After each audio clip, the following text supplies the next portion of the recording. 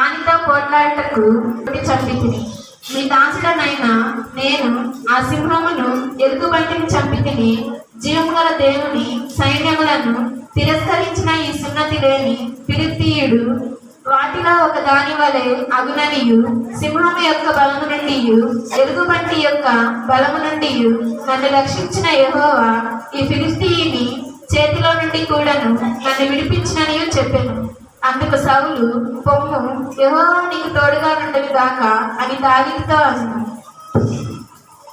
ప్రియమైనటువంటి దేవుని సంగమా, సమూయేలు మొదటి గ్రంథం 17వ అధ్యాయం 32వ వచనం నుంచి 37వ వచనం వరకు మనం చదువుకున్నాం.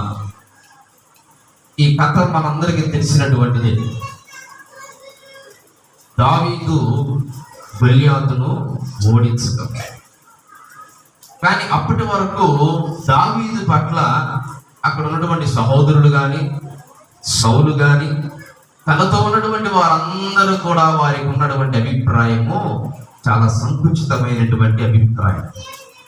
చాలాసార్లు మనం క్రైస్తవ విశ్వాస జీవిత యాత్రలో కొనసాగుతూ ఉన్నప్పుడు మన కంటికి కనిపించినటువంటి అదృశ్యమైనటువంటి అనేకమైనటువంటి అంధకార సంబంధమైనటువంటి అచీకటి ప్రభావము, క్రియలు, ఆలోచనలు ఇవన్నీ కూడా మనలను కృంగదీసేటట్లు అనేకమైనటువంటి అలాంటి పరిస్థితుల్లోనికి నెట్టివేయడానికి అపవాది అనేకమైనటువంటి పన్నాగములు పడతారు. క్రైస్తవ విశ్వాస జీవితంలో దేవుని యందు స్థిరమైనటువంటి విశ్వాసము కలిగినటువంటి విధానాన్ని మనం జాగ్రత్తగా ఈ లేఖన భాగంలో మనం పరిశీలన చేస్తే, అప్పటి వరకు అనేక మంది ఆ గొల్యాతును చూసి వారికి ఉన్నటువంటి అభిప్రాయమైనటువంటి బహు భయకంపితులుగా మారుతూ ఉన్నారు. కానీ ప్రియమైనటువంటి దేవుని బిడ్డలారా, దావీదు వచ్చాడు. చూడండి లేఖన భాగంలో 32వ వచనంలో, ఈ ఫిలిష్తీయుని బట్టి ఎవరి మనస్సును కృంగ నిమిత్తము లేదు. చాలాసార్లు అపవాది సంబంధమైనటువంటి క్రియలను జరిగిస్తూ ఉన్నప్పుడు అనేక మంది క్రైస్తవ విశ్వాస జీవితాల్లో కృంగుబాటు కలుగుతుంది. నిరాశలోనికి వెళతారు, నిస్పృహలోనికి వెళతారు, అగమ్య గోచరమైన పరిస్థితుల్లోనికి వెళతారు. కానీ క్రైస్తవ జీవితంలో పాత నిబంధన గ్రంథములో శత్రువు అపవాది చేసేటువంటి క్రియలు ఎదుటిగా కనిపిస్తారు. కానీ ఈనాడు క్రొత్త నిబంధన క్రైస్తవులముగా అపవాది మీద విజయాన్ని సాధించిన ప్రభు అయినటువంటి యేసు క్రీస్తు రక్తములో కడగబడినటువంటి ఆయన బిడ్డలముగా ఈనాడు మనకు జరుగుతున్నటువంటి పోరాటం అనేటువంటిది మన ఎదురుగా మనుషులు వచ్చి కనిపించేటువంటి పాత నిబంధన గ్రంథం లాంటి పోరాటం కాదు. మన కంటికి కనిపించినటువంటి అదృశ్యమైనటువంటి పోరాటము ప్రతి ఒక్కరి మీద అనుదినము జరుగుతూనే ఉంటది. చాలా సులువుగా మనం అర్థం చేసుకోవాలంటే, ప్రతి ఒక్కరి మనసు ఒక యుద్ధ రంగంగా భావిస్తే, ప్రతి ఒక్కరి మనసు ఒక యుద్ధ భూమిగా భావిస్తే, శరీరానుసారమైనటువంటి మనసును, ఆత్మానుసారమైనటువంటి మనసుకు నిత్యము పోరాటం జరుగుతూనే ఉంటది. శరీర సంబంధమైనటువంటి కోరిక శరీరము నెరవేర్చాలని, ఆత్మ సంబంధమైనటువంటి ఆ యొక్క ఆత్మ సంబంధమైన శక్తిని ఆత్మ కొనసాగించాలని రెండింటికి పోరాటము జరుగుతూనే ఉంటుంది. కానీ ఇప్పుడు మనం చదువుకున్నటువంటి ఈ లేఖన భాగంలో 32వ వచనములో దావీదు అంటూ ఉన్నాడు, ఈ ఫిలిష్తీయుని బట్టి ఎవరి మనస్సును కృంగ నిమిత్తము లేదు. కొన్నిసార్లు ప్రతికూలమైనటువంటి పరిస్థితులు మనకు ఎదురవుతూ ఉన్నప్పుడు, ప్రతికూలమైనటువంటి పరిస్థితులు కూడా మనం వెళుతూ ఉన్నప్పుడు, మనకు అర్థం కానటువంటి అగమ్య గోచరమైన దిక్కుతోచనటువంటి పరిస్థితులను మనం ఎదుర్కొంటూ ఉన్నప్పుడు మనము విశ్వాస జీవితంలో కృంగిపోవలసినటువంటి అవసరత లేదు. కృంగిపోకూడదు, నిరాశలోనికి వెళ్ళకూడదు, నిస్పృహలోనికి వెళ్ళకూడదు, భయం చెందకూడదు. ధైర్యంతో విశ్వాస జీవితంలో ముందుకు సాగాలి. అప్పటి వరకు వారందరూ కూడా అనేకమైనటువంటి భావాలు కలిగి ఉన్నారు. అయితే ప్రియమైనటువంటి దేవుని బిడ్డలారా, లేఖన భాగంలో మనం గమనిస్తే 31వ వచనంలో చూడండి, దావీదు చెప్పిన మాటను నలుగురికి తెలియగా జనులు ఆ సంగతి సౌలుతో తెలియచెప్పిన కనుక అతడు దావీదును విలువనంపెను. ప్రియమైనటువంటి దేవుని బిడ్డలారా, 28వ వచనంలో కూడా ఉన్నది, అతడు వారితో మాట్లాడునది అతని పెద్దన్నయ్యకు ఏలియాబునకు వినపడగా ఏలియాబునకు దావీదు మీద ఏమొచ్చిందంట? ఏలియాబుకి ఏమొచ్చింది? కోపము వచ్చి అతనితో నీవెక్కడికి ఎందుకు? ఏలియాబు కోపపడ్డాడు. ఎవరి మీద? దావీదు మీద కోపపడ్డాడు. దావీదు మీద కోపపడి ప్రాముఖ్యమైనటువంటి దేవుని చిత్తాన్ని, దేవుని పనిని జరిగించడానికి 40 దినాల నుంచి గొల్యాతు సవాలు చేస్తూ ఉన్నాడు ఇశ్రాయేలు ప్రజల ముందుకు వచ్చి. కానీ ఎవరు వెళ్ళడానికి ధైర్యము చాలలేదు, ఎవరు సాక్షించలేకపోతున్నా, ఎవరు కూడా గొల్యాతును ఎదుర్కొనడానికి, గొల్యాతు యొక్క ఆకారమును చూసి ఆచారబాబులుగా కనిపిస్తున్నట్టు బట్టి ఆ గొల్యాతును చూసి ప్రతి ఒక్కరు కూడా వెనకడుగు వేస్తున్నారు. ఎవరు కూడా ఇశ్రాయేలు యొక్క పరువును కాపాడడానికి, ఇశ్రాయేలు యొక్క పౌరుషాన్ని ప్రదర్శించడానికి ఎవరు కూడా ముందుకు రాలేనటువంటి పరిస్థితుల్లో దావీదు వచ్చాడు. కానీ ప్రియమైనటువంటి దేవుని బిడ్డలారా, దావీదు వస్తే ఏలియాబు ఏం చేస్తున్నాడంటే నీవెందుకు ఎక్కడికి వచ్చితివి అని కోపపడుతూ ఉన్నాడు. కానీ చూడండి లేఖన భాగంలో, నీవిక్కడికి ఎందుకు వచ్చితివి? అరణ్యములోని ఆ చిన్న గొర్రె మందను ఎవరి వశము చేసితివి? నీ గర్వమును నీ హృదయపు చెడుతనమును నేను ఎరుగుదును, యుద్ధము చూచుటకే కదా నీవు. నిజమది, నిజమండి. ఏలియాబు తన తమ్ముడైనటువంటి దావీదు పట్ల తన హృదయంలో కలిగిన భావన, ఆలోచనలు నిజమా? అని ఏలియాబు తన కోపాన్ని తన తమ్ముడైన దావీదు మీద ప్రదర్శిస్తూ ఉన్నాడు.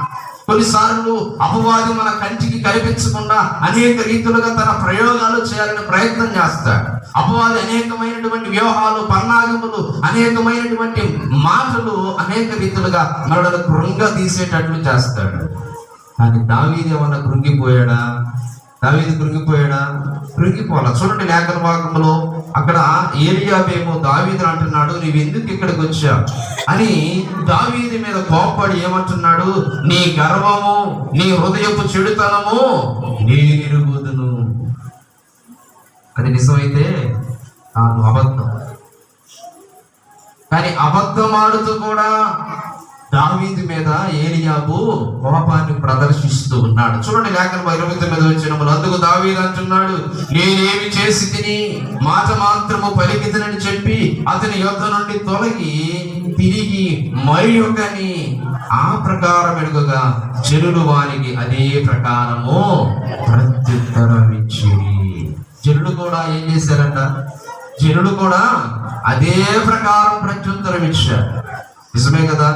యథార్థం లోక విరుద్ధం. ఏంటి సామెత ఉంది కదా, యథార్థం లోకానికి విరుద్ధంగా కనిపిస్తుంది, విరుద్ధంగా వినిపిస్తుంది, విరుద్ధంగా భావన కలిగేటట్లుగా చేస్తుంది. కానీ ప్రియమైనటువంటి దేవుని బిడ్డలారా, అక్కడ చూడండి 31వ వచనములో, దావీదు చెప్పిన మాటను నలుగురికి తెలియగా జనులు ఆ సంగతి సౌలుతో తెలియచెప్పారు కనుక అతడు దావీదుని పిలిచాడు. దావీదు చేయమంటున్నాడు తెలుసా? అక్కడ ఉన్నటువంటి పరిస్థితి, సమస్యను కూడా ఎరిగినటువంటి వాడై, గ్రహించినటువంటి వాడై, అక్కడ ఉన్నటువంటి పరిస్థితిని నిజంగా అంచనా వేసి వివేచించి దావీదు పలుకుతున్నటువంటి మాట అక్కడ ఉన్నటువంటి ప్రజలు ధైర్యాన్ని నింపేటువంటి మాట మాట్లాడుతున్నాడు. 32వ వచనములో, ఈ ఫిలిష్తీయుల బట్టి ఎవరి మనసును కృంగ నిమిత్తము లేదు, మీ దాసుడనైనా నేను వారితో పోట్లాడుదునని దావీదు సౌలుతో అన్నాడు. అంటే ఎందుకు అక్కడ ఈ ఫిలిష్తీయుడు అన్నాడు తెలుసా అండి? ఇశ్రాయేలీలు దేవుని చేత ఎన్నుకోబడినటువంటి ప్రజలు. అప్పటికే ఇశ్రాయేలుల జీవితంలో దేవుడు అనేకమైనటువంటి గొప్ప కార్యాలు చేశాడు. ఇశ్రాయేలుల పక్షంగా దేవుడు ఉన్నాడు. ఇశ్రాయేలుల పక్షంగా దేవుడు వారికి తన హస్తాన్ని తోడుగా ఉంచాడు. ఈ ఫిలిష్తీయుడు అని ఎందుకు మాట్లాడాడంటే, మేము దేవుని చేత ఎన్నుకోబడినటువంటి ప్రజలమైనటువంటి ఇశ్రాయేలీలను ఎదుర్కొనుటకు ఈ ఫిలిష్తీయుడు ఎవరు? ప్రియమైనటువంటి దేవుని బిడ్డలారా, ఎఫెసీ పత్రిక 6వ అధ్యాయములో అపోస్తలుడైనటువంటి పౌలు అంటాడు. చూడండి లేఖన భాగంలో, ఎఫెసీ పత్రిక 6వ అధ్యాయం 10వ వచనం చూడండి. లేఖన భాగంలో ఎఫెసీ పత్రిక 6వ అధ్యాయము తుదకు ప్రభు యొక్క మహాశక్తిని బట్టి ఆయన యందు బలవంతులై ఉండుడి. అప్పటి వరకు 40 రోజుల వరకు ఇశ్రాయేలుడు ఎవరు కూడా సైన్యములకు అధిపతి అయినటువంటి యెహోవాను ఆరాధించేటువంటి ప్రజలే వారందరూ. సైన్యములకు అధిపతి అయినటువంటి జీవము కలిగినటువంటి దేవుణ్ణి ఆరాధించేటువంటి ప్రజలైనప్పటికీ 40 రోజులు గొల్లియాతు సవాలు చేస్తూ ఉన్నాడు ఇశ్రాయేలు ముందుకు వచ్చి. కానీ ఎవరు కూడా ముందుకు వెళ్ళలేనటువంటి ఆ యొక్క పరిస్థితిలో ఉన్నారు. ఎవరు కూడా ముందుకు వెళ్ళేటువంటి సాహసం చేయలేకపోతూ ఉన్నారు. వారిని గొల్లియాతు ముందు శక్తిహీనులుగా భావించారు. ప్రియమైన దేవుని బిడ్డలారా, చాలా సందర్భాల్లో మనం కూడా ఏమనుకుంటామంటే అపవాది అనేకమైనటువంటి కార్యాలు జరిగిస్తున్నాడు అని అనుకుంటాం. కానీ అపవాది కంటే కూడా నీలో నాలో మనందరిలో ఉన్నటువంటి దేవుడు శక్తిమంతుడు. అందుకే అక్కడ ఉన్నటువంటి పరిస్థితిని బట్టి గొల్లియాతును ఎదిరించడానికి ఏమంటున్నాడంటే, ఈ ఫిలిష్తీయుని బట్టి ఎవరి మనస్సును కృంగ నిమిత్తము లేదు, తుదుగు ప్రభు యొక్క మహాశక్తిని బట్టి మీరు బలవంతులై ఉండాలి. ప్రియమైనటువంటి దేవుని బిడ్డలారా, శోధనలు ఎవరికి వస్తాయి? పరీక్షలు ఎవరికి వస్తాయి? క్రైస్తవునికే. క్రైస్తవ విశ్వాస జీవితయాత్రలో మనం కొనసాగుతూ ఉన్నప్పుడు సమస్తమైనటువంటి శోధనలు వస్తాయి. ఇశ్రాయేలు ఎవరు కూడా సాహసం చేసి ముందుకు వెళ్ళలేని పరిస్థితిలో ఉన్నారు. కానీ దావీదు మంచి పని చేయడానికి వస్తే దావీదు మీద వారి అన్నయ్య ఏలియాబు కోపడి నువ్వు ఎందుకు ఇక్కడికి వచ్చా? ప్రియమైనటువంటి దేవుని బిడ్డలారా, చాలా సందర్భాల్లో మానవుడి యొక్క ఆలోచన, మానవుడి యొక్క మనస్తత్వం, మానవుడి యొక్క నైజం నేటి క్రైస్తవ సమాజంలో అలాగే ఉంటది. కానీ దావీదు వచ్చేంత వరకు వారికి ధైర్యం చెప్పేటువంటి వారు ఒక్కరు కూడా వారిలో లేరు. ఎందుకు ఈ ఫిలిష్తీయుని బట్టి మీరు మనసును కృంగదీసుకుంటూ ఉన్నారు? ఎందుకు కృంగిపోతూ ఉన్నారు? ఈ ఫిలిష్తీయుని బట్టి ఎవరి మనసును కృంగ నిమిత్తము లేదు, మీ దాసుడైన నేను వారితో పోట్లాడుదనని దావీదు సౌలుతో అన్నాడు. ప్రియమైనటువంటి దేవుని బిడ్డలారా, అపోస్తలుడైన పౌలు అంటాడు, తుదుగు ప్రభు యొక్క మహాశక్తిని బట్టి. ఏ శక్తిని బట్టి? ప్రభు యొక్క మహాశక్తిని బట్టి బలవంతులై ఉండి. చదవండి ఆ లేఖన భాగంలో ఎఫెసీ పత్రిక 6వ అధ్యాయం. మీరు అపవాది తంత్రములను ఎదిరించుటకు శక్తిమంతులగునట్లు దేవుడిచ్చు సర్వాంగ కవచము. పాత నిబంధన గ్రంథంలో యుద్ధాలు ఇవన్నీ కూడా గుర్రములు, ఆ యొక్క రథములు, బాణములు ఇవన్నీ ఉపయోగించేవారు. కానీ ఇప్పుడు దేశానికి యుద్ధం వస్తే ఏం ఉపయోగిస్తారు? అనుభవాలు అంటారు, న్యూక్లియర్ బాంబులు అంటారు, ఇంకా రకరకాల అనేక రకాలైనటువంటివి అనేకమైనటువంటి టెక్నాలజీని ఉపయోగించి ఆనాడి కంటే కూడా ఈనాడు అనేకమైనటువంటి యుద్ధంలో ఉపయోగించేటువంటి అనేకమైనటువంటి ఆ యొక్క ఆయుధాలను ఉపయోగిస్తారు. కానీ ప్రియమైనటువంటి దేవుని బిడ్డలారా, ప్రభు అయినటువంటి యేసు క్రీస్తు కలువరి శిలువలో రక్తము కార్చి ఆయన ప్రాణం పెట్టి అపవాది మీద విజయాన్ని సాధించిన విధానాన్ని బట్టి దేవుడు మనకిచ్చినటువంటి ఆ సర్వాంగ కవచం ఏమిటండి? ఎఫెసీ పత్రిక 6వ అధ్యాయం ఉన్నది. మీ గృహాలకు వెళ్ళిన తర్వాత ఆ వాక్యాన్ని మరొకసారి చదవండి. సర్వాంగ కవచమును ధరించిన సౌలు కవచాన్ని ధరించాలని అక్కడ ఉన్నటువంటి ప్రజలందరూ అన్నారు. కానీ సౌలు శరీర సంబంధమైన బాహ్యంగా కనిపించేటువంటి ఆ యొక్క సర్వాంగ కవచాన్ని ధరించాడు. కానీ దావీదైతే ఏం ధరించాడండి? దేవుడిచ్చు సర్వాంగ కవచము ధరించాడు. మన క్రైస్తవ విశ్వాస జీవితంలో కూడా మనము ధరించవలసింది దేవుడిచ్చు సర్వాంగ కవచాన్ని ధరించాలి. 11వ వచనంలో చూడండి, ఎఫెసీ పత్రిక 6వ అధ్యాయం 11వ వచనంలో, మీరు అపవాది తంత్రములను. ఏంటంటే అపవాది ఏం చేస్తాడు? అనేకమైనటువంటి తంత్రాలు కల్పిస్తాడు.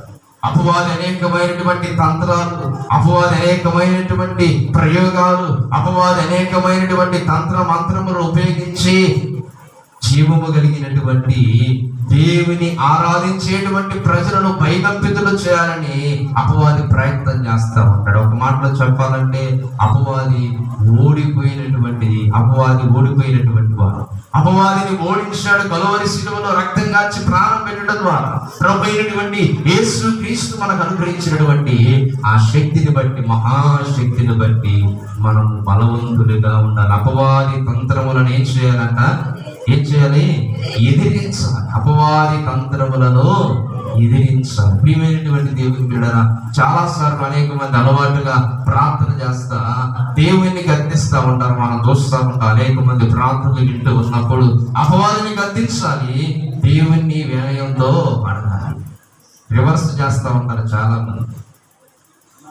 ప్రార్థన అపవాదిని గద్దించాలి, దేవుని వినయంతో విధేయతతో అడిగి పొందుకోవాలి.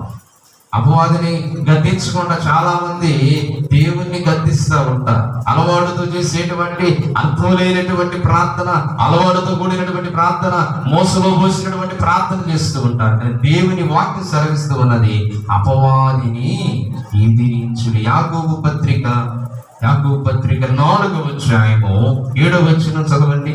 యాకోబు పత్రిక 4వ అధ్యాయము 7వ వచనం. కాబట్టి దేవునికి లోబడి ఉండుడి. ఎవరికి లోబడాలో, ఎవరిని ఎదిరించాలో నేటి క్రైస్తవ సమాజంలో ఉన్నటువంటి ప్రజలకు, నామకార్థమైన క్రైస్తవ్యము జీవిస్తున్నటువంటి ప్రజలకు అర్థం కావట్లేదు. అపవాదిని ఎదిరించాలి, దేవునికేమో లోబడాలి. ఇప్పుడు ఏం చేస్తున్నారు? అనేక మంది క్రైస్తవులుగా పిలువబడుతున్నటువంటి వారు అపవాది మాటకు లోబడుతూ ఉన్నారు, దేవుణ్ణేమో ఎదిరిస్తూ ఉన్నారు. అపవాదినేమో ఎదిరించాలి, దేవునికేమో లోబడాలి. ప్రియమైనటువంటి దేవుని బిడ్డలారా, దేవుని వాక్యం సెలవిస్తూ ఉన్నది, దేవునికి లోబడుడి, అపవాదిని ఎదిరించడు. అందుకే అపోస్తుడైన పౌలు ఆ యొక్క మంచి సూత్రాన్ని తెలియజేస్తా ఉన్నాడు. యుద్ధంలో విజయాన్ని సాధించాలంటే, ఆధ్యాత్మికమైనటువంటి పోరాటంలో మన విజయం సాధించాలంటే, తుదుగు ప్రభు యొక్క మహాశక్తిని బట్టి మీరు బలవంతులై ఉండి అపవాది తంత్రములను ఏం చేయాలంట? ఎదిరించాలి. అపవాది తంత్రములను ఎదిరించాలి. ఆనాడు గొల్యాతు దావీదుకు ఎదురుగా బాహ్యంగా కనిపిస్తూ ఉన్నాడు, కనిపించేటువంటి రూపంలో. కానీ ఈనాడు అపవాది మన కంటికి కనిపిస్తాడా? కంటికి కనిపించడు. అందుకే అన్నాడు అపోస్తుడైన పౌలు, ఏలయనగా మనం పోరాడునది. 13వ వచనం చదవండి. ఏలయనగా మనము పోరాడునది శరీరులతో కాదు. చాలా సార్లు శత్రువు అనడంతోనే అనేక మంది మనుషులను గుర్తు చేసుకుంటారు, మనుషులతోటి మానవులను గుర్తు చేసుకుంటారు. మనుషులు వారికి ఉన్నటువంటి అనేకమైన ఆలోచనలు బట్టి మనుషులని జ్ఞాపకం చేసుకుంటారు. మనము పోరాడునది శరీరులతో. ప్రియమైన దేవుని బిడ్డలారా, ఆ సత్యాన్ని మనం నిజంగా గుర్తిస్తే, ఆ సత్యాన్ని నిజంగా మనం గ్రహించగలిగినట్లయితే, ఆ సత్యాన్ని మనం నిజంగా తెలుసుకోగలిగినట్లయితే, మన పోరాడునది శరీరులతో. ఎవరితోనంట? ప్రధానులతో, అధికారులతో, ప్రస్తుత అంధకార సంబంధులకు, లోకనాథులతో, ఆకాశ మండలము, దురాత్మల సమూహముతో పోరాడుచున్నా. ప్రియమైనటువంటి దేవుని బిడ్డలారా, దావీదు ఒక మంచి పనిని జరిగించడానికి వచ్చినప్పుడు దావీదు పట్ల తన అన్న అయినటువంటి ఏలీయాబు ఆ వైఖరి ఎలాగున్నదంటే, కోపపడ్డాడు. ఏం చేశాడు? కోపడి నీవు ఎందుకు ఇక్కడికి వచ్చావు అన్నాడు. కానీ గొల్యాతుని ఎదిరించేటువంటి శక్తి సామర్థ్యం మాత్రం ఏలీయాబుకు లేదు. ఏదైతే వారందరూ కూడా 40 రోజుల నుంచి గొల్యాతు వచ్చి సవాలు విసురుతుంటే ఎవరు కూడా గొల్యాతుని ఎదుర్కోవడానికి సంసిద్ధత కాలేదు. కానీ దావీదును మాత్రం చాలా సులువుగా ఏలీయాబు కోపపడ్డాడు. దావీదు మీద కోపపడే బదులు ఎవరి మీద కోపపడాలి? ఏలీయాబు ఎవరి మీద కోపపడాలండి? ఎవరి మీద కోపపడాలి? గొల్యాతు మీద కోపపడాలి. కానీ దావీదు మీద కోపపడ్డాడు. కానీ దావీదు మాత్రం అక్కడ ఉన్నటువంటి వారందరూ కూడా కృంగిపోయిన స్థితిలో ఉన్నారు. అంటే ఏమిటి? అది చాలా ప్రెస్టేజియస్ వచ్చేసింది. ఇశ్రాయేలు ఓడిపోయారు, ఫిలిస్తీన్లు గెలిచారు అనేటువంటి ఆ భావన బయటికి వెళుతుందని దావీదు వెంటనే కూడా ఎవరి మనస్సులో కృంగ నిమిత్తము లేదు. ప్రియమైన దేవుని సంగమా, ప్రియమైన సహోదరి సహోదరుడా, అనేకమైనటువంటి అపవాది సంబంధమైనటువంటి క్రియలు, అపవాది సంబంధమైనటువంటి తంత్రముల యొక్క క్రియలు, కార్యాలు జరుగుతూ ఉన్నప్పుడు కృంగిపోవలసినటువంటి అవసరత క్రైస్తవ విశ్వాసికి లేదు. ఎవరు కూడా కృంగిపోకూడదని వారిని ధైర్యపరుస్తూ ఆయన అంటున్నాడు. చూడండి 33వ వచనంలో, ఈ ఫిలిస్తీను ఎదుర్కొని వారితో పోట్లాడుటకు నీకు బలము చాలదు, నీవు బాలుడవు. వాడు బాల్యము నుండి యుద్ధాభ్యాసం చేసిన వాడని దావీదుతో అనెను. అందుకు దావీదు సౌలుతో అంటూ ఉన్నాడు. చూడండి లేఖన భాగంలో, మీ దాసుడనైన నేను నా తండ్రి యొక్క గొర్రెలను కాయిచున్న సింహమును ఎలుగుబంటిని వచ్చి మందలో నుండి ఒక గొర్రె పిల్లను ఎత్తుకొని పోగుచుండగా మందలో నుండి ఒక గొర్రె పిల్లను ఎత్తుకొని పోవచ్చుండగా నేను దానిని ప్రియమైనటువంటి దేవుని పిల్లగా నిన్ను నన్ను కాపాడేటువంటి మన నిజమైనటువంటి కాపరి ప్రభు అయినటువంటి యేసు క్రీస్తు ఆయన తన ప్రాణం పెట్టాడు. ఆయన తన ప్రాణం పెట్టి గొర్రెలమైనటువంటి మనలను ఆయన కాపాడుతూ ఉన్నాడు. ఆయన రక్తం కాచి ప్రాణం పెట్టడం ద్వారా కదా మనము దేవుని ఆరాధించగలుగుతూ ఉన్నాం. అందుకే లేఖన భాగములో ఆయన అంటూ ఉన్నాడు 35వ వచనం, నేను దానిని తరిమి చంపి దాని నోట నుండి ఆ గొర్రెను విడిపించి తిని అది నా మీదికి రాగా దాని గద్దెము పట్టుకుని దానిని కొట్టి చంపి తిని. 36వ వచనంలో చూడండి, ఒక అద్భుతమైనటువంటి సత్యాన్ని దావీదు తన నోట వెల్లడి చేస్తూ ఉన్నాడు. 36వ వచనం చూడండి, మీ దాసుడనైనా ఆ సింహం యొక్క బలము నుండి ఎలుగుబంటి యొక్క బలము నుండి నన్ను రక్షించిన యెహోవా ఈ ఫిలిస్తీని చేతులో నుండి కూడా అంటున్నాడు. కానీ ఆ ఫిలిస్తీయుడు అనేటువంటి ఆ మాటను 36వ వచనంలో ఆయన అంటున్నాడు. చూడండి లేఖన భాగంలో, జీవము గల దేవుని సైన్యములను తిరస్కరించిన ఈ సున్నతి లేని ఫిలిస్తీయుడు. అంటే మనందరికి అర్థమయ్యే భాషలో చెప్పాలంటే ఈ రక్షణ లేని ఫిలిస్తీయుడు, దేవుని యందు విశ్వాసము లేనటువంటి ఫిలిస్తీయుడు, జీవం కలిగినటువంటి దేవుని నమ్మనటువంటి ఫిలిస్తీయుడు, రక్షణ లేనటువంటి ఫిలిస్తీయుడు. అర్థమవుతుందా? ఎందుకు ఈ ఫిలిస్తీయుడు అనేటువంటి మాటలు మాట్లాడుతున్నాడు తెలుసు దావీదుకున్న ధైర్యం ఏమిటంటే, దేవుని జీవము కలిగినటువంటి దేవుని ఆరాధించేటువంటి ప్రజలము, జీవం కలిగినటువంటి దేవుణ్ణి స్తుతించేటువంటి ప్రజలము, జీవం కలిగినటువంటి దేవుని ఆరాధించేటువంటి ప్రజలమైనటువంటి మాకు జీవం కలిగిన దేవుడు ఆయన హస్తం తోడుగా ఉన్నదనేటువంటి ధైర్యం. ఆ విషయాన్ని తెలియజేస్తాం. అక్కడ ఉన్నటువంటి ప్రజలు అర్థం చేసుకోవాలి. ప్రియమైన సహోదరి సహోదరుడా, అపవాది తంత్రములను వచ్చి భయపడకూడదు కానీ, అపవాది తంత్రములకు వచ్చి కృంగిపోకూడదు కానీ, అపవాది శక్తి కంటే నీలో ఉన్నవాడు గొప్పవాడు. నీలో ఉన్నటువంటి వాని యొక్క శక్తి ముందు సాతానుడి యొక్క శక్తి సరిపోదు. అందుకే లేఖన భాగంలో 37వ వచనంలో ఆయన అంటున్నాడు, యెహోవా ఈ ఫిలిస్తీని చేతిలో నుండి కూడాను నన్ను విడిపించును. ప్రియమైనటువంటి దేవుని బిడ్డలారా, ఎఫెసీ పత్రిక 6వ అధ్యాయంలో దేవుడిచ్చు సర్వాంగ కవచమును ధరించుని, ఆ సర్వాంగ కవచాన్నే దావీదు ధరించాడు, గొల్యాతును ఓడించాడు. గొల్యాతు యొక్క ఆ తల దావీదు చేతికి ఎలా వచ్చిందంటే, జీవము కలిగినటువంటి దేవుని యొక్క హస్తము, దేవుని శక్తి, దేవుని సామర్థ్యము దావీదుతో ఉన్నది. అందుకే అంటాడు చూడండి లేఖన భాగంలో 36వ వచనం చదవండి. మీ దాసుడనైన నేను ఆ సింహమును ఎలుగుబంటిని చంపి తిని జీవము గల దేవుని సైన్యములను తిరస్కరించిన ఈ సున్నతి లేని ఫిలిస్తీయుడు. చూడండి ఎంత చక్కగా చెప్తూ ఉన్నాడంటే, జీవము గల దేవుని సైన్యములను తిరస్కరించినండి. ఎన్ని రోజుల నుంచి తిరస్కరిస్తున్నాడంటే 40 రోజుల నుంచి తిరస్కరిస్తూ ఉన్నాడు. ఎవరండి?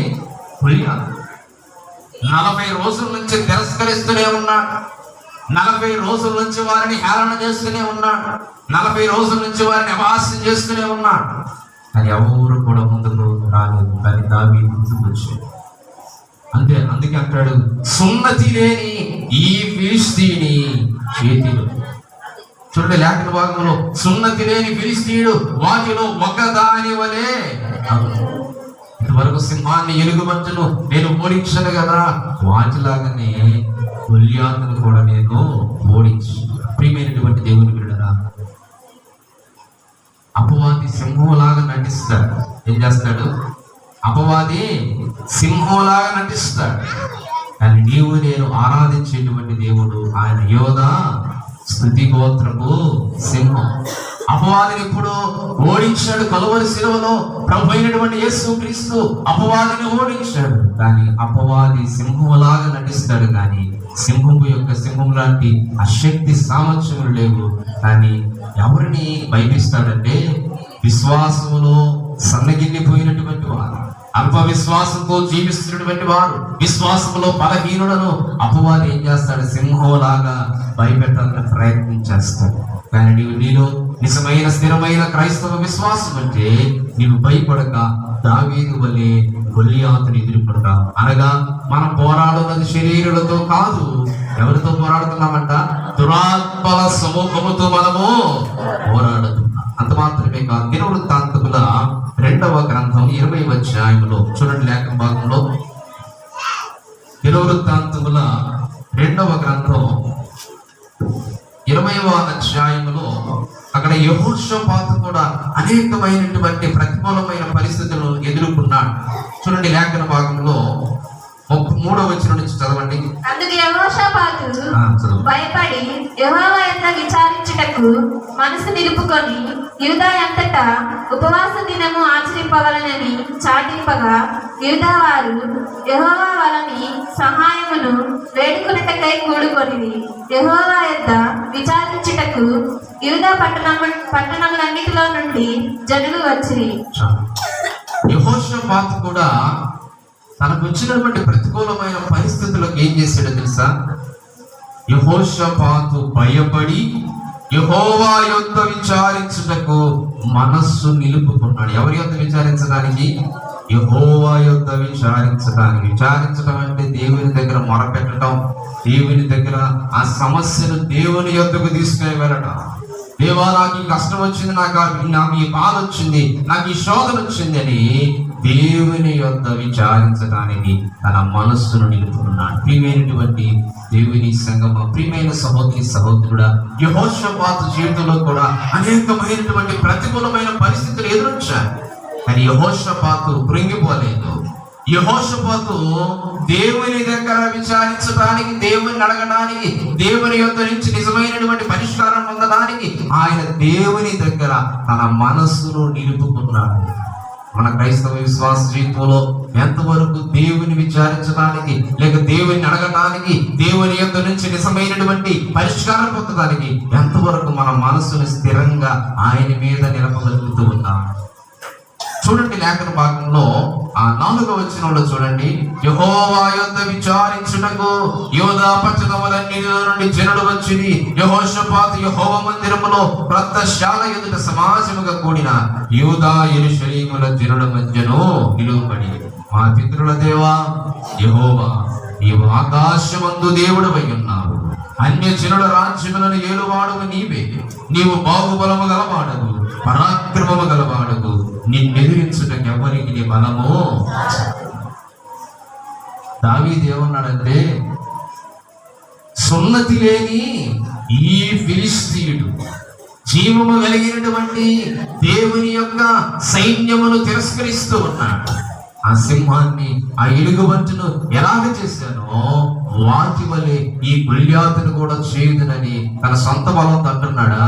జీవము కలిగినటువంటి దేవుని యొక్క శక్తి తనతో.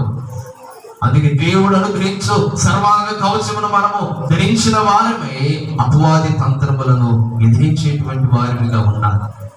మన కంటికి కనిపించేటువంటి కార్యాలు అపవాది జరిగించడు. ఎదురుగా అపవాది రాడు. ఏం చేస్తాడు అపవాది? అనేకమైనటువంటి అదృశ్యమైనటువంటి రూపంలో అపవాది అనేకమైన తంత్రములను ఉపయోగిస్తూ ఉంటాడు.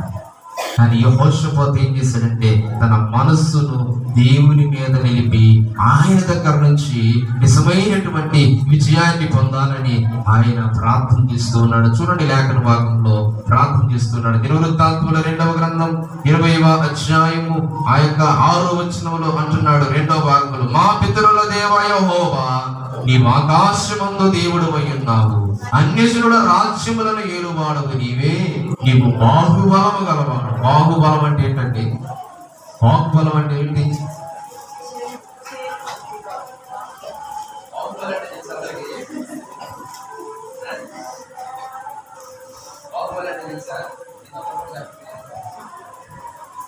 బాహు అంటే ఏంటంటే చెయ్యి, హస్తం.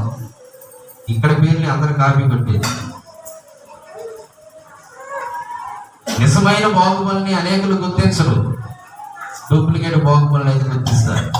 ఆయన బాహుబలము కలిగినటువంటి దేవుడు. యెహోషాపాతు ప్రార్థన చేస్తూ ఉన్నాడు, నీవు బాహుబలము గలవాడు అంటున్నాడు. చూడండి 6వ వచనం, నీవు బాహుబలము గలవాడవు, పరాక్రమము గలవాడవు, ఎదిరించుటకు ఎవరికి నీ బలము. అపవాది ఏం చేస్తాడు? ఎదిరించాలని ప్రయత్నం చేస్తాడు. కానీ ఎదిరించినప్పుడు అపవాదిని ఏం చేయాడు? అపవాది తంత్రములను మీరు ఎదిరించు. అపవాది తంత్రాలను ఎదిరించాలంటే నీవు సామాన్యమైనటువంటి శక్తి చాలదు. తుదకు ప్రభు యొక్క మహాశక్తిని బట్టి మీరు బలవంతులయ్యారు.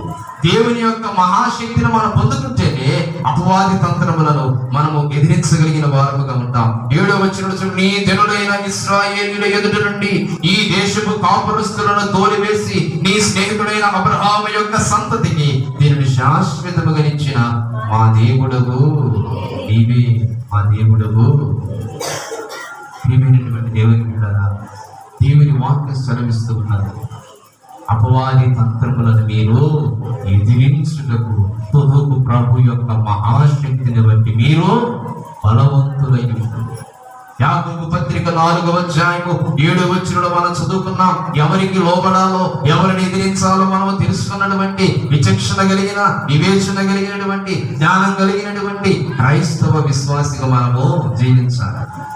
దేవుని ఎదిరిస్తున్నారు, అపవాదికి లోబడుతున్నారు. ఎవరిని ఎదిరించాలి? ఎవరికి లోబడాలి? దేవునికి లోబడాలి, అపవాదిని ఎదిరించాలి. ప్రియమైనటువంటి దేవుని బిడ్డలారా, దేవుని వాక్యం సెలవిస్తూ ఉన్న చూడండి లేఖన భాగంలో దినవృత్తాంతముల 2వ గ్రంథము, దినవృత్తాంతముల 2వ గ్రంథం 17వ అధ్యాయములో 3-4 వచనాలు చూడండి. దినవృత్తాంతం, అతనికి సహాయుడై ఉండగా, యెహోవా అతనికి సహాయుడై ఉండగా, సహాయుడై ఉండగా, యెహోషాపాతు తన తండ్రి అయిన దావీదు ప్రారంభ దినములలో నడిచిన మార్గమందు నడిచి. ప్రియమైనటువంటి దేవుని పిల్లలా, యెహోషాపాతుకి ఎవరు తోడుకున్నారంట? ఎవరు తోడుకున్నారు? యెహోవా అతనికి సహాయుడై ఉండగా, యెహోషాపాతు తన తండ్రి అయిన దావీదు ప్రారంభ దినములలో నడిచిన మార్గమందు నడుచుచు. నడిచునుగా నడుచుచు అంటే అది కొనసాగేటువంటిది, ఎప్పుడు కూడా కొనసాగేటువంటిది. కొన్ని రోజులు దేవునికి ఇష్టంగా, కొన్ని రోజులు దేవునికి విముఖతతో మనం ప్రవర్తించడంగా, దేవునికి ఇష్టంగానే ఎల్లప్పుడూ కూడా దేవుని ఆజ్ఞలను అనుసరిస్తూనే ఆయన మీద మనసు నిలిపి, ఆయన మీద ఆధారపడి మన సమస్యను ప్రభు యొద్దకు తీసుకుని వస్తే, యెహోషాపాతు దేవుని యొద్దకు తీసుకొచ్చాడు సమస్యను. ప్రియమైనటువంటి దేవుని బిడ్డలారా, ఈ నా జీవితంలో మనం ఎదుర్కొంటున్నటువంటి సమస్యలకు నిజమైనటువంటి పరిష్కారము ప్రభు పాదాల దగ్గర మాత్రమే మనము పొందుతున్నాం. యుద్ధ వస్తువు ఉన్నది. యెహోషాపాతు భయపడి దేవుని మీద ఆధారపడ్డాడు, దేవుని మీద మనస్సు నిలిపి దేవుణ్ణి అడుగుతూ ఉన్నాడు. అంత మాత్రమే కాదు, చూడండి లేఖన భాగంలో ఎందుకు యెహోషాపాతు అంతటి విజయాన్ని సాధించాడంటే దేవునికి విధేయత చూపించాడు.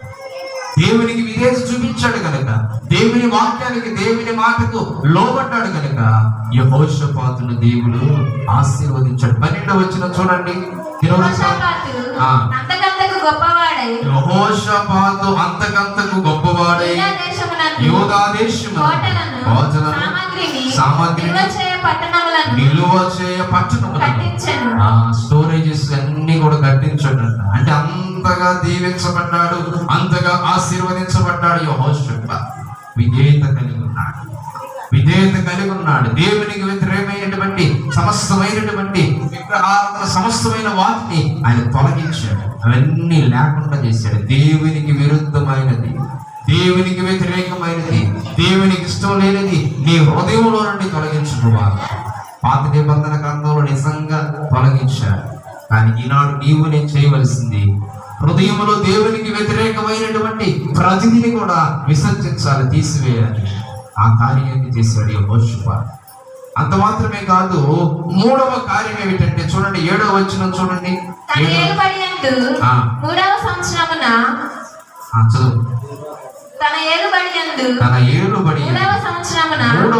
యూదా పట్టణములలో జనులకు ధర్మశాస్త్రమును బోధించుటకై ఏం చేశాడంట?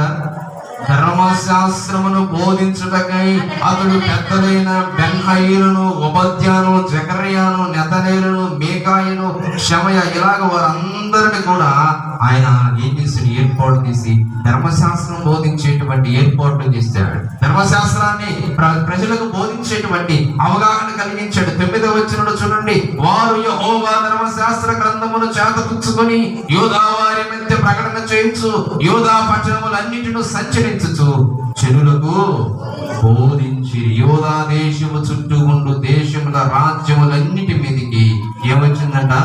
యెహోవా భయము వచ్చినందున. అపవాది మీద ఏం రావాలి తెలుసా? మన దేవుణ్ణి ఆరాధిస్తున్న వారివి అనేటువంటి భయం రావాలి. ఏం రావాలి అపవాది మీదకి? యూదా దేశము చుట్టుపట్ల ఉన్న వారందరికి ఏమొచ్చిందంట? యెహోవా భయం వచ్చింది. అలాగే ప్రియమైనటువంటి దేవుని సంగమా, ప్రియమైన సహోదరి సహోదరుడా, మనం ఎదుర్కొన్నటువంటి ప్రతికూలమైన పరిస్థితులన్నీ కూడా పరిష్కరించబడాలంటే దేవుని భయము యూదా దేశము చుట్టుపట్ల ఉన్న రాజ్యములన్నిటికి ఎలాగ కలిగిందో, నీవు నేను దేవుని నిజముగా ఆరాధిస్తే, ఆయన మీద ఆనుకొని జీవిస్తే, ఆయన మీద మనసు నిలుపుకొని ప్రార్థన చేస్తే అలాంటి భయం వస్తుంది. అపవాది సంబంధమైన కార్యములు, అపవాది సంబంధమైన క్రియలు జరగకుండా చూడండి. లేఖన భాగములో ఒక అద్భుతమైనటువంటి ఆ సత్యము అక్కడ రాయబడి ఉన్నది. చదవండి. యూదా దేశము చుట్టూ ఉండు దేశముల రాజ్యములన్నిటి మీదకి ఏమొచ్చిందట? యెహోవా భయము వచ్చినందున వారు యెహోషాపాతుతో యుద్ధము. అర్థమవుతుందా? యుద్ధం ఎప్పుడు ఆగింది? యెహోవా భయము యూదా దేశం చుట్టుపట్ల ఉన్నప్పుడు ఇక వీరి మీదకి మనము వెళ్ళకూడదని యుద్ధము ఆగిపోయింది. ప్రియమైన దేవుని సంగమా, నీవు నేను దేవునితో ఉంటే, దేవుని హస్తం మనతో ఉంటే, నీవు నేను దేవుని ఆరాధిస్తూ ఉంటే, మనము మనసు నిలుపుకొని ఆయన మీద విశ్వాసం ఉంచి పరిష్కారంకు ఆయన ప్రభు పాదములు చుట్టుకొని ప్రార్థన చేస్తే దేవుడు గొప్ప కార్యం చేస్తాడు. మనం ధ్యానం చేసిన వాక్యాన్ని నేను జ్ఞాపకం చేస్తాను. అప్పటి వరకు ఇశ్రాయేలులందరూ కూడా 40 రోజుల నుంచి వారు భయపడుతూ ఎవరు కూడా గొలియాతు మీదకి వెళ్ళలేదు. కానీ దావీదు వచ్చాడు. వచ్చినటువంటి దావీదు మీద తన సహోదరుడు ఏలీయాబు పంపడ్డాడు. అయినప్పటికీ దావీదు అంటున్నాడు, ఎవరి మనసు ఏ ఫిలిష్తీయుని బట్టి కృంగిపోతాడు. అలాగే మన ముందున్నటువంటి అపవాది సంబంధమైన ప్రతి విధమైన కార్యములు, క్రియలను బట్టి ఎవరు కూడా విశ్వాస జీవితంలో కృంగిపోకూడదు. దేవుని మీద ఆధారపడ్డాడు. దేవుడి సర్వాంగ కవచాన్ని ధరించి విజయాన్ని సాధించాడు. యెహోషాపాతు కూడా దేవుని మీద ఆధారపడి విజయాన్ని సాధించి ఆ యూదా దేశం యెహోషాపాతు మీదకి రావడానికి మిగతా చుట్టుపక్కల ఉన్న వారందరూ కూడా భయపడతారు. ఎవరి భయం అది? యెహోవా. తరలో ఉంచుతాం, ప్రార్థన చేస్తున్నాం. దేవునికి లోబడాలి, అపవాదిని ఎదిరించాలి. ప్రియమైన సహోదరి సహోదరుడా, యెహోషాపాతు దేవునికి లోబడ్డాడు. విగ్రహారాధన సమస్తము వాటన్నిటికీ అక్కడ లేకుండా చేశాడు. ధర్మశాస్త్రమును వారందరికీ బోధించేటువంటి ఏర్పాట్లు చేసి ప్రజలందరికీ ధర్మశాస్త్రాన్ని బోధించాడు. ప్రియమైన సహోదరి సహోదరుడా, నీ నా ముందు ఉన్నటువంటి ప్రతి విధమైన శోధనలను ఎదుర్కొనడం తగిన శక్తిని సావచ్చు. ప్రభు యొక్క మహాశక్తిని బట్టి బలవంతులై అపవాది తంత్రములను ఎదిరించగలిగేటువంటి వారిని మనం జీవించాలి. పరిశుద్ధుడు, ఘనమైన దేవ, మహాగురుడా, మీకు వందనాలు, స్తోత్రాలు చేసి మీ పాదసన్నిధికి నిజమే అపవాది తంత్రములను ఎదిరించగలిగేటువంటి మీ యొక్క మహాశక్తిని ప్రతి ఒక్కరూ పొందుతారు. విశ్వాస జీవితంలో నాయన ప్రభు మీ మీద నాయన నిలకడగలిగినటువంటి మనస్సు నిలుపుకొని దేవ విజయాన్ని పొందడానికి సహాయం చేయండి. ఎవరు కూడా నాయన ప్రభు కృంగిపోతారు. దేవ విశ్వాసముతో జీవముతో నాయన మీ వైపు చూస్తూ సాగడానికి సహాయం చేయండి. యేసు నామములో ప్రార్థిస్తున్నాము తండ్రి. ఆమేన్.